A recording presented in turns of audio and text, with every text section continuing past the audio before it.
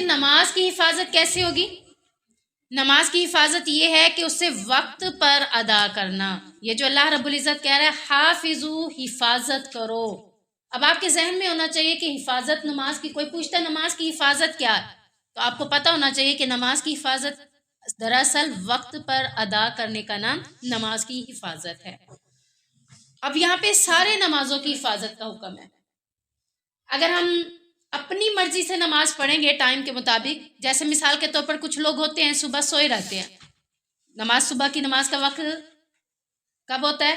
جب اذان ہوتی ہے. ایسے ہی ہے نا، اذان ہونے کے بعد صبح کی نماز کا وقت ہو گیا ہے، لیکن مجھے نیند پیاری ہے، میں سوئی رہی ہوں. میں یہ سوچتی ہوں کہ جب اٹھتی ہوں مدرسہ جانے کے لیے یا اسکول جانے کے لیے، تب میں اٹھوں گی اور پہلے میں نماز پڑھ لوں گی، پھر میں اپنے مدرسہ یا اسکول چلی جاؤں گی.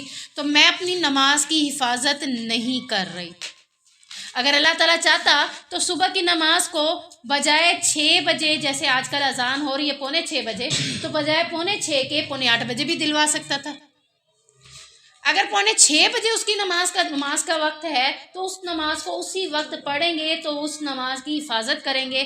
اگر آپ اس نماز کو اس وقت پہ نہیں پڑھتے تو آپ نے فجر کی نماز کی حفاظت نہیں کی.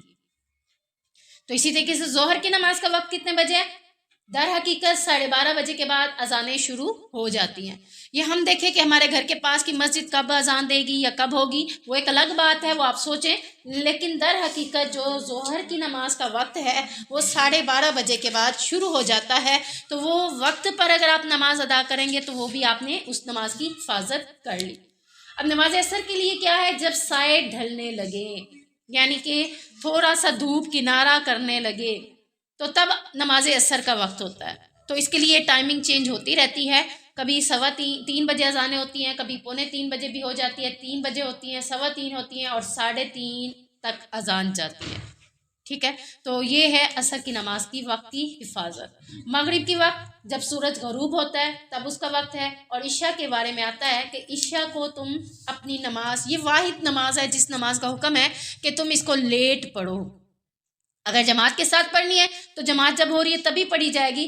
اگر جماعت کے ساتھ نہیں پڑھ سکتے ہم، تو پھر ہمارے لیے ہے کہ ہم اس کو جتنا لیٹ کریں، یعنی سونے سے پہلے اسے پڑھ لیں گے. اور مغرب اور عشاء کی نماز کے درمیان سونے سے ہمیں منع کر دیا گیا. مغرب کے بعد عشاء کی نماز سے پہلے ہم نہیں سو سکتے. جب تک عشاء کی نماز نہ پڑھ لیں تب تک ہم نہیں سو سکتے. لیٹ بھی نہیں سکتے کہ لیٹنے سے کیا ہو سکتا ہے؟ نیند آنے کا غلبہ ہو سکتا ہے. تو یہ ہے نمازوں کی حفاظت جب ہم اس کو وقت پر پڑھیں گے.